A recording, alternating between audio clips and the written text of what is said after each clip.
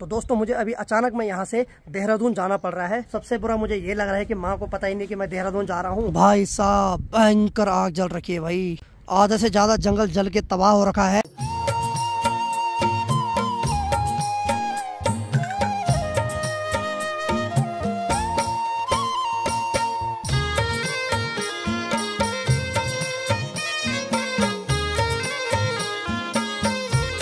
तो समय अभी दिन की 11 बज रही है और बाहर के मौसम की बात की जाए तो चारों तरफ अभी धूप नहीं आ रखी है, बल्कि आसमान में बादल घिर रखे हैं। और आज इसी के साथ ब्लॉग की शुरुआत थोड़ा लेट से करते हैं, लेकिन चलिए कर लेते हैं। मैं बताता हूँ मैंने क्यों लेट से की।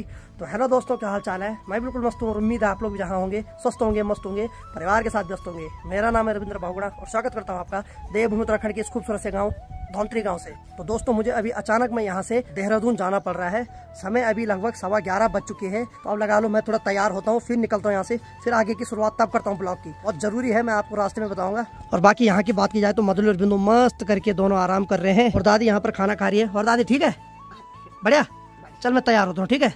और यहाँ की बात की जाए तो सोने का डिपार्टमेंट है तो वो शेरू के पास है। चलिए जी जल्दी तैयार होता हूँ, बहुत लेट हो रही है। और बता देता हूँ मेरे साथ अखिलेश भाई जा रहे हैं। तो चलिए जी फाइनली मैं तैयार हो गया। और सबसे बुरा मुझे ये लग रहा है कि माँ को पता ही नहीं कि मैं देहरादून जा रहा हूँ। माँ तो मनरेगा के काम पे जा रखी है, लेकिन माँ को बिना बताए मुझे यहाँ से निकलना पड़ रहा है। चलिए निकलते फिर, क्योंकि टाइम बहुत ज्यादा हो गया, 12 बजने वाली है। ठीक है आंटी, मैं चलता हूँ। उदासी लगी है? चल ठीक है, ज्यादा उदास मत होना है, जल्द आऊंगा, ठीक है। चलिए निकलता हूँ यहाँ से अब जल्दी, क्योंकि बहुत ज्यादा टाइम हो गया। टाटा, जा मत रोना, ठीक है।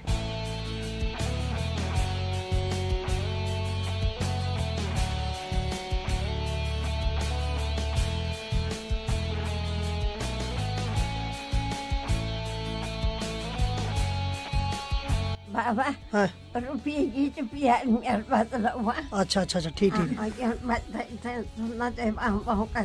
ठीक है, ठीक है, ठीक है। तो दादी बोल रही कि रुपये इसका बल एक पप्पी दे देने वाल मेरे बदले की। चल ठीक है, दे दूंगा, ठीक है। चल ठीक है।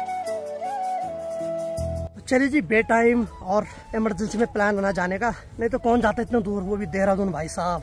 लेकिन भाई का अर्जेंट काम है तो जाना ही पड़ेगा।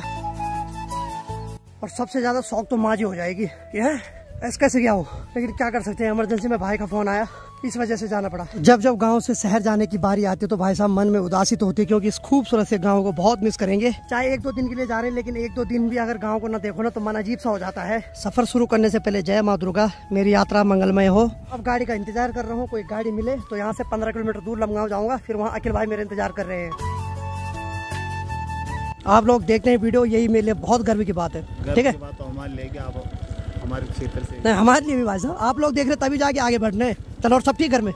चलो बढ़िया भाई साहब, ठीक है, ठीक है, ठीक है भाई साहब। चलिए जी, अभी एक सब्सक्राइबर मिले अपने, तो वो बोल रहे भाई साहब बहुत प्राउड फील होता है, बल्कि जब आप जैसे लोग यूट्यूब पे उभर रहे हैं और पूरे एरिया का नाम रोशन कर रहे हैं। तो मैंने कहा भाई साहब ये सब आप लोगों का आशीर्वाद है, आप लोग मेरी वीडियो ना देखे तो कौन आगे बढ़ेगा। यूट्यूब किसी का पापा थोड़ी कि आगे बढ़ाए। बाकी मौसम की बात करें तो धीरे धीरे जो छोटे बादल है वो बड़े आकार में तब्दील हो गए हैं।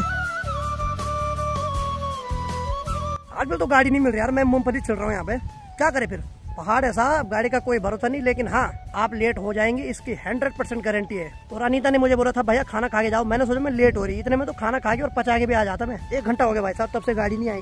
लमगांव लमगांव लमगांव मिल गए भाई साहब। चलिए जी फाइनली लमगांव पहुंच गए हैं। तो भाई साहब कैसे कैसे करके पूछे, भगवान जाने भाई। चलो भाई आगे चलते हैं, अखिल भाई इंतजार कर रहे हैं। तो भाई साहब जो पहाड़ों की गाड़ी में सफर करते हैं भाई, एक सैल्यूट तो उनके लिए बनता है भाई। पता मैंने बहुत कंट्रोल किया भाई साहब, यानी कि जो अंदर का खाना है ना, यहाँ तक आ गया था। और बगल में एक बहन जी बैठ रखे थे, वो तो भाई साहब लगे मैंने कहा यार बस लमगांव कब आए। तो आखिरकार पहुंच गया भाई, लंबगांव पहुंच गया मैं, लंबगांव। चलिए जी अखिल भाई से मुलाकात हो गई है। हाँ मेरी जान, क्या हाल है? बढ़िया बढ़िया, क्या हो रहा है? बस क्या हो रहा, सरकारी होने के बावजूद एक बेरोजगार को झाँक रहे हो यार, ऐसे ताने मत मारा तुम, ऐसा लगता है भिगा हो गया। चलो चलो चलते हैं, अभी सफर लंबा है, चले चलो मैं निकलते हैं यहाँ से।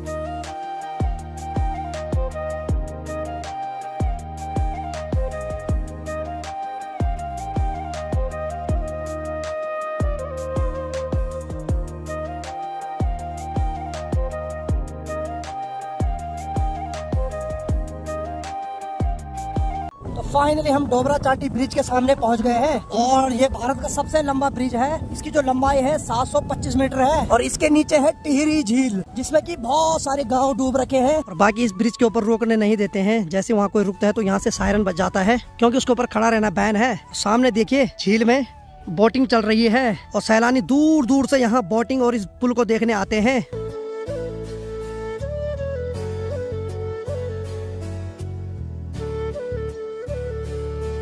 तो भाई इस इलाके में उतना ठंडा नहीं है, यहाँ गर्म जो भाप है वो चल रही है। तो सफर में आगे बढ़ते हुए हम चंबा से 2 किलोमीटर पहले एक जगह पर रुक गए हैं और यहाँ से सामने पहाड़ी पे देखो किसी ने खतरनाक आग लगा रखी है और उस आग से पूरा जंगल लगभग आधा से ज्यादा जल गया है। और आग देखो कितनी खतरनाक ढंग से धधक रही है। और सबसे बड़ी बात है कि जहाँ वो आग लग रखी है उसके ठीक नीचे से सड़क भी जा रही है, यानी कि कोई पत्थर अगर झाड़ी पे अटका होगा और वहाँ से झाड़ी जलने के बाद वो पत्थर नीचे आएगा तो किसी भी गाड़ी के छत के ऊपर या किसी बाइक वाले के सर पे लग सकता है। भाई साहब भयंकर आग जल रखी है भाई, आधा से ज्यादा जंगल जल के तबाह हो रखा है।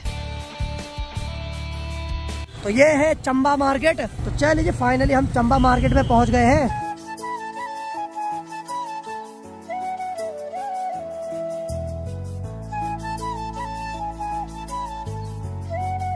तो चलिए अभी हम आगरा खाल आ गए हैं और यहाँ से जो ऋषिकेश की दूरी है 25 किलोमीटर है। तो अभी हम थोड़ा कुछ खाना खा लेते हैं क्योंकि खा नहीं रखा कुछ। तो आज के खाने में है छोले समोसे। अखिल भाई ने बोला यहाँ पर छोले समोसे काफी टेस्टी होते हैं, खा ले आए तुम्हारे प्रताप। चलो ठीक है, और टाइम भी बहुत ज्यादा हो रहा है तो इसी को खा लेते हैं अभी। चलिए जी फाइनली छोले समोसे खा लिए हैं। चलिए भाई चलते हैं, अब 25 किलोमीटर का सफर और तय करना है, फिर उसके बाद टाइम लगा तो देहरादून भी जाएंगे आगे। तो चलिए जी अभी आगे बढ़ते हुए मैं एक स्वीट शॉप पे आया हूँ। तो यहाँ से मैं अड़से ले जा रहा हूँ भाई के लिए, जो कि उत्तराखंड का स्वादिष्ट पकवान है। तो चलिए जी फाइनली अड़से इसमें पैक करवा दिए हैं। अब निकलते हैं भाई यहाँ से। यहाँ के जो अड़से काफी स्वादिष्ट होते हैं और जिस गाँव में अड़से नहीं बनते और शादी होती तो अक्सर लोग यहीं से डिमांड करके ले जाते हैं।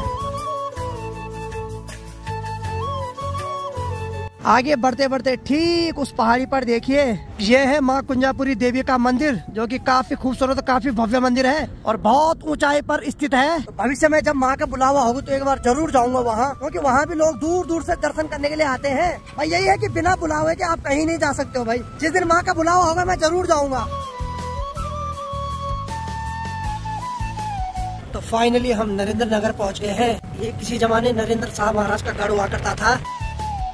तो जब 2023 में G20 सम्मेलन हुआ था तो उसका एक सेशन उत्तराखंड में भी था, तो उसी वजह से जो दीवारों में कलाकृति बना रखी है। तो सफर में आगे बढ़ते हुए हम एक ऐसी जगह पे पहुंचे जहाँ से ऋषिकेश का काफी खूबसूरत नजारा दिखाई देता है। तो यहाँ से जो ऋषिकेश की दूरी है मात्र 10 किलोमीटर है। बाकी देखिए जी इतने सारे मकान और बीच में देखिए माँ गंगा अविरल बह रही है और ठीक सामने एक ब्रिज दिखाई दे रहा है। तो इस ब्रिज को बोलते हैं जानकी सेतु ब्रिज। चलिए जी आगे के लिए निकलते हैं यहाँ से। और बाकी यहाँ के और गाँव के मौसम में भाई साहब जमीन आसमान का फर्क है। यहाँ आपको इतने सारे मकान हर चीज दिखाई देगी, लेकिन वो वाली वॉइस नहीं आएगी जो गाँव में आती है।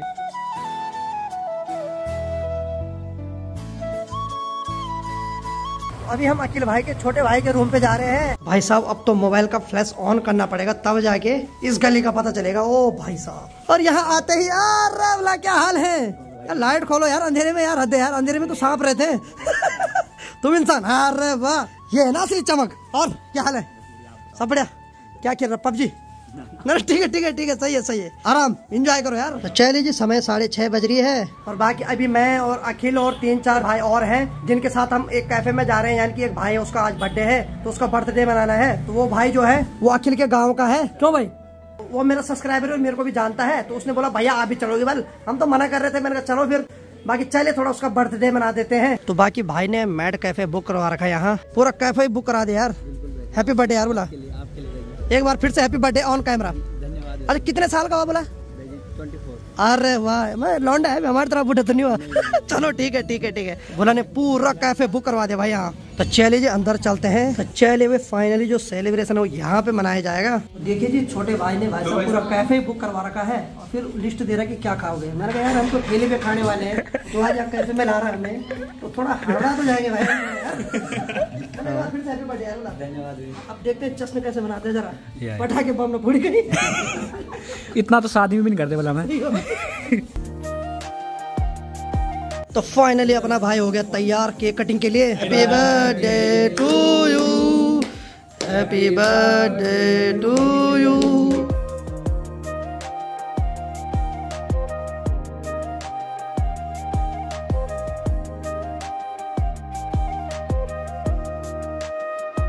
तो देखते हैं हमारे भुलक कपिल क्या देगा इस बार। पिछली बार 20 रुपए दिए थे।